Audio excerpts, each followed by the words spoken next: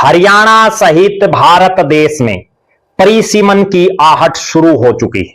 विधानसभा और लोकसभाओं का खाका कैसे तैयार हो, ये चर्चाएं शुरू हो गई हैं।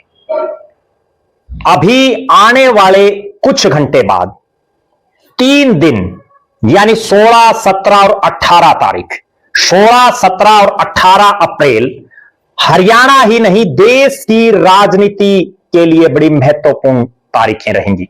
ये 3 तारीखें ऐसी रहेंगी जिससे देश की जो वर्तमान लोकसभा हो या विधानसभा की सीटें, उनका ढांचा, उनका खांचा बदल जाएगा।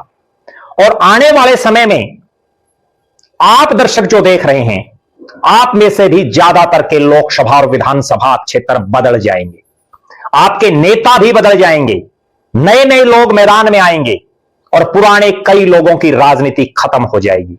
पिछले कई दिनों से इस तरह की चर्चाएं चल रही हैं कि हरियाणा प्रदेश में 13 लोकसभा की सीटें होंगी, 14 होंगी, विधानसभा की 117 होंगी या 126 होंगी।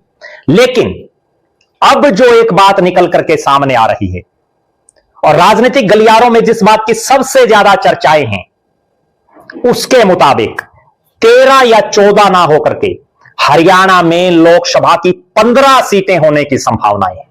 जी हां, 15। और विधानसभा 117 या 126 नहीं, 135 विधानसभा सीटें हरियाणा प्रदेश में होने की संभावनाएं हैं।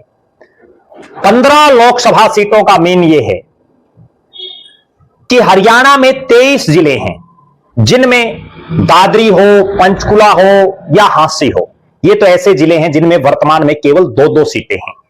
फतेहाबाद में वर्तमान में 3 सीटें हैं, रेवाड़ी में वर्तमान में 3 सीटें हैं, पलवल में वर्तमान में 3 सीटें हैं। कुछ एक जिले ऐसे भी हैं जैसे सोनीपत में फिलहाल 6 सीटें हैं, फरीदाबाद में 6 सीटें हैं, हिसार में 5 सीटें हैं, सिरसा में 5 सीटें हैं, करनाल में 5 सीटें हैं। इस तरह से अगर हम ओवरऑल बात करें तो 15 लोकसभा सीटें बनने का मतलब यह होगा कि जितने बड़े जिले हैं वो लगभग लोकसभा की सीट बन जाएंगे। जी हां, अब तक हरियाणा में केवल 10 सीटें हैं। इसका मतलब 10 जिलों के नाम, जिसमें भिवानी महेंद्रगढ़ एक कंबाइंड है, वो 11 हो जाते हैं। केवल 11 जिलों के नाम से ही जो है ये सीटें हैं। लेकिन आने वाले समय में 15 हो जाएंगी।